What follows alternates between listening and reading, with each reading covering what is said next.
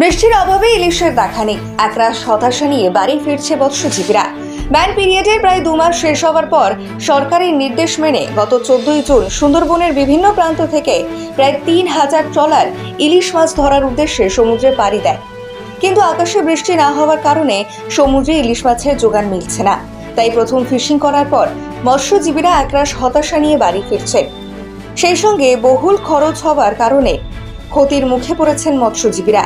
কবে দেখা মিলবে সমুদ্রের সেই রূপলি শস্য, তাই নিয়ে চিন্তায় উদ্বিগ্ন সকল মৎস্যজীবীরা। এসেছিলাম 7-8 দিন ধরে ফিশিং করেছি।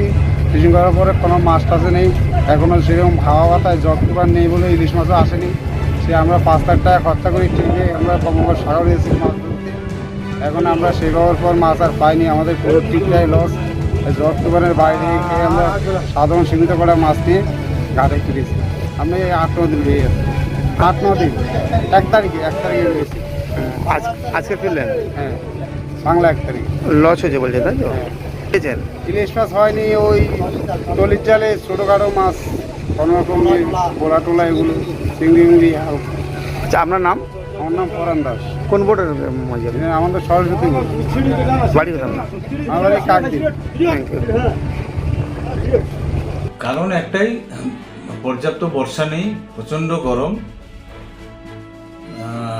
সেরকম অবস্থাতেও তবু যেহেতু প্রথম সিজন, 2 মাস বন্ধ ছিল আমাদের ট্রলারগুলো, তো সমুদ্রে মানে একটা মাছ থাকে, প্রথম টিপেই গেলে একটা ভালো মাছ পাওয়া যায়।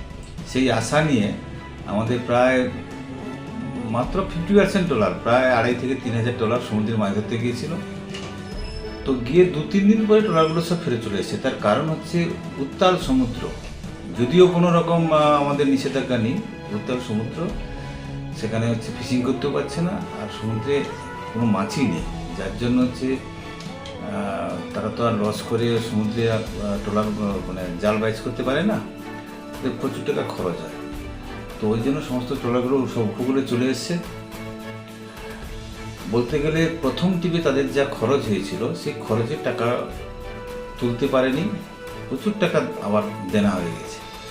তো এমনিতেই তো বছরের পর বছর দেনাগ্রস্ত, তারপরে যদি এরকম মাছ না থাকে এবং আরও যদি এরকম চলতে থাকে, মাছ না পায়, তাহলে কিন্তু এই ট্রলারগুলো একবার চিরতরে বন্ধ হবে। Bureau report, news today live.